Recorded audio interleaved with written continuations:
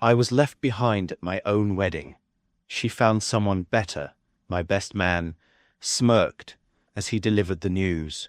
I stood frozen in my suit, everyone watching. Instead of crying, I just smiled and left. 3 months later, my phone exploded with messages when they both discovered what I had been planning all along. A 32 male met Elise 5 years ago at a mutual friend's birthday party. She was everything I wanted, smart, ambitious, and we clicked immediately. After 3 years together, I proposed. She said yes, and we spent the next year planning our wedding. My best friend since college, Nathan, was the obvious choice for best man. He'd been by my side through everything, breakups, job losses, my parents' divorce. I trusted him completely. The wedding day arrived. Everything was set. The venue decorated, guests seated, and I was standing at the altar in my tailored suit, waiting for my bride. When she was 30 minutes late, I started to worry. At 45 minutes, my stomach was in knots. Then Nathan walked in through the side door. His face showed no emotion as he approached me. "She's not coming," he said flatly. "She found someone better." The room went silent. 180 pairs of eyes, staring at me, waiting for my reaction. Period. "What do you mean?" I asked, my voice barely audible. "She's with me now," Nathan smirked. "Has been for months. We didn't want to hurt you, but..." He shrugged like it was nothing. You know how these things happen. My best man, my fiancé, together. I could feel my heart pounding, but something weird happened. Instead of breaking down, I felt an eerie calm wash over me. I looked at Nathan, then at our friends and family, then back at Nathan. "Okay," I said quietly, nodding. "Good to know." I turned to the guests, forced a smile, and said, "Thank you all for coming, but there won't be a wedding today. Please enjoy the food and drinks." Then I walked out. My phone blew up immediately. My sister calling, my parents, Elise's parents, friends. I turned it off. I drove to a hotel, checked in, and sat on the edge of the bed, staring at the wall. I didn't cry, didn't scream, just sat there, thinking. Nathan had been my business partner in our tech startup for the last 4 years. We bootstrapped it with our savings, worked 80-hour weeks, and finally secured a major acquisition offer just 3 months ago. The paperwork was being finalized next week. Elise knew all about it. The acquisition would make us both millionaires. As I sat in that hotel room, I realized I wasn't just betrayed emotionally. This was calculated, and in that moment, I decided. If they wanted to play games, I'd show them how it's done. Update. 2 weeks later. First, thank you for all the support. Never expected my post to blow up like this. Reading your comments helped more than you know. These 2 weeks have been interesting. I've been staying with my sister while sorting things out. Elise moved most of her stuff out of our place while I was gone.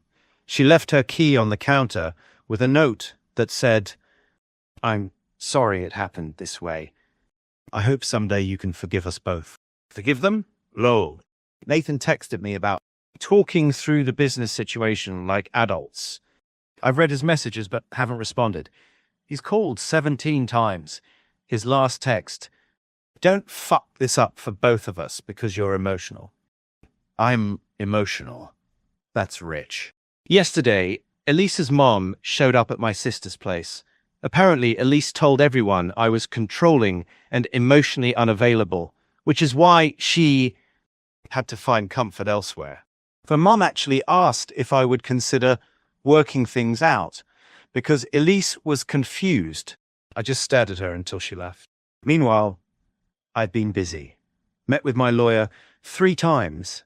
During our years building the company, I was always the technical brain behind our product. Nathan was the charismatic frontman, the networker, the guy who charmed clients. We were a good team because we complemented each other's strengths. What Nathan doesn't realize is that I've been developing our next-gen product myself for the past 1.5 years.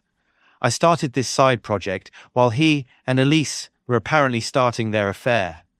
The acquisition company is particularly interested in this new technology. It's the main reason for the high valuation. and I have full documentation showing I'm the sole creator, having worked on it nights and weekends separate from company time. The acquisition is still moving forward, and both founders are expected to stay on for 18 months after the sale. Nathan doesn't know about my conversations with the acquisition team regarding my solo work on the next-gen product. I've also been going through our text and email history, found some interesting exchanges where Nathan specifically discussed timing the reveal of their affair to happen right before the acquisition payday. Elise's replies include gems like, "He's too nice to fight back," and "He'll probably just forgive you." They have no idea what's coming. Update. 1 month after wedding. Things are escalating quickly. Nathan showed up at my condo yesterday, banging on the door at 11 p.m. When I didn't answer, he started yelling that I was being childish and risking everything we built by ignoring him. My neighbor called security. I watched through the peephole as he was escorted out, still yelling about how I owed him a conversation. Owed him? The audacity! This morning, he emailed the acquisition company directly, trying to negotiate without me. He told them I was having personal issues and suggested they work exclusively with him. Fortunately, my lawyer and I had already briefed them on the situation. They forwarded his email to me with a simple message. "Is this the partner problem you mentioned?" Elise has gone full victim mode. She posted on social media about toxic relationships and how sometimes the heart chooses a different path. Several mutuals commented with hearts and support. The most insulting part, Nathan's sister, Mia, called me to explain how these things just happen and that no one meant to hurt you. She suggested I should be mature enough to separate business from personal matters. I laughed and hung up. Nathan still doesn't realize that I've been documenting everything. Every call, every text, every email where he discussed how they planned to blindside me. And as of yesterday, I've finalized all documentation proving my sole ownership of the next-gen product that makes up 70% of our company's valuation. The acquisition meeting is in 2 days. Nathan thinks we're both attending to sign the final papers. He has no idea I've already had my own meeting with them. Update. 3 months post-wedding. It's been a wild 3 months, but today was the day it all came together. The meeting with the acquisition company went exactly as planned. When Nathan showed up, 15 minutes late, as usual, he found me, my lawyer, and the entire executive team already seated. His chair was conspicuously missing. "What's going on?" he asked, looking confused. My lawyer slid a folder across the table. Inside was complete documentation of my sole development of our next-gen product, including timestamps, development logs, and patent applications filed in my name only. "You can't do this," he sputtered, his face turning red. "This is our company. That's our product." Actually, I corrected him. The company is ours, but this specific technology is mine. I developed it nights and weekends outside company time and documented everything meticulously. The acquisition CEO leaned forward. "We've reviewed the evidence, Nathan. While we value both your contributions to the original company, this next-generation technology represents approximately 70% of our interest in the acquisition." Nathan looked shell-shocked. But the deal we were both supposed to..." "The deal can still proceed," said the CEO. "But with adjusted terms. Your partner here has proven to be the sole creator of the technology we're most interested in. Our offer to him stands. Our offer to you is being recalculated accordingly."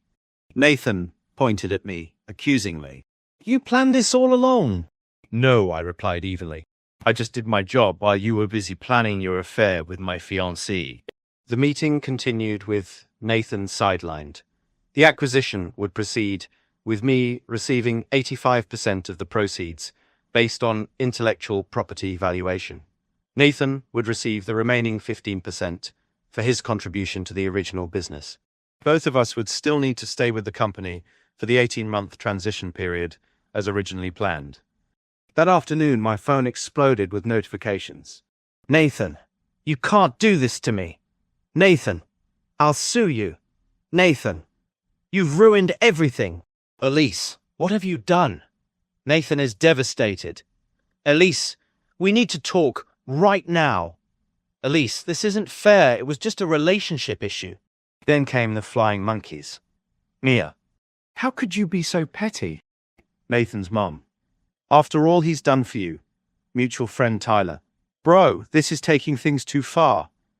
I didn't respond to any of them. Instead, I forwarded them all something else.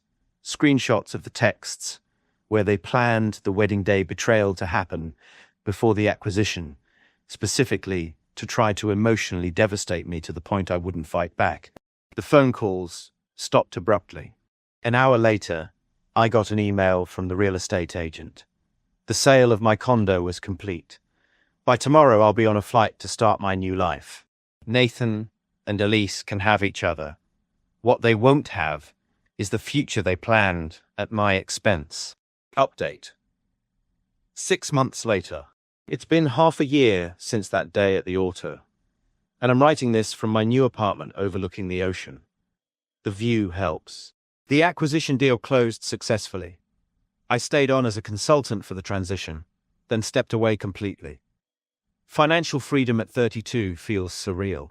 Nathan didn't handle things well. His threats to sue fizzled when his own lawyer reviewed the intellectual property documentation and explained that side projects developed on personal time were legally separate from the company's assets. We both still work at the company, but in different departments. The tension is palpable whenever we're in the same meeting, but the acquisition team keeps us separated most of the time. The required 18-month transition period continues, but I'm counting down the days. Last I heard, his professional reputation took a hit after several key clients learned what happened and chose to follow me to the new company instead. He's still doing okay financially from his 15% of the acquisition, but nowhere near what he expected. Elise reached out last month with a novel-length email about how she made a terrible mistake and never stopped loving me. Apparently, Nathan dumped her 3 months after the wedding fiasco when the reality of the new financial arrangement sank in. She's moved back in with her parents. Their relationship imploded spectacularly once the money factor was removed. Karma works in mysterious ways. The strangest part, I feel nothing for either of them now.